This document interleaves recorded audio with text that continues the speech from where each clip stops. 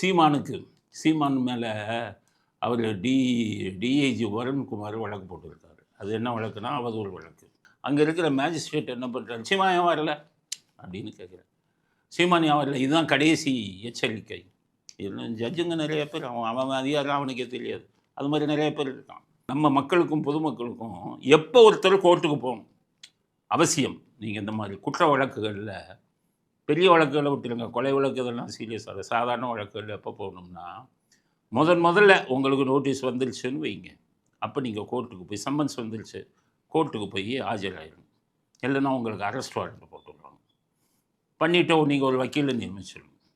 அதுக்கடுத்தது சாதாரண இதுக்கெல்லாம் நீங்கள் போக வேண்டியதில்லை, வக்கீல் போட்டுருவார். 317ன்னு ஒரு இது சிஆர்பிசி பெட்டிஷன், ஒன்று ஆப்சன்ட் பெட்டிஷன் பேர், ஆப்சன்ட் பெட்டிஷன்னு போடுவாங்க. யாரும் வாயை திறக்க மாட்டாங்க. ஏன்னா இது குற்றம் சாட்டப்பட்டவர் வரணும்னு அவசியம் இல்லை. குற்றம் சாட்டப்பட்டவர் எப்போ வரணும், முதல்ல வரணும்.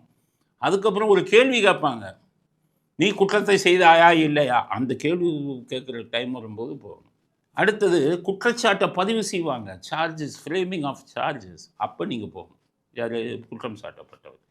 அதுக்கப்புறம் விசாரணை நடக்கும்போது உங்களுக்கு குறுக்க விசாரணை, உங்கள் விசாரணை வரும்போது போகணும். மற்ற எல்லா ஹியரிங்க்கும் போக தேவையில்லை.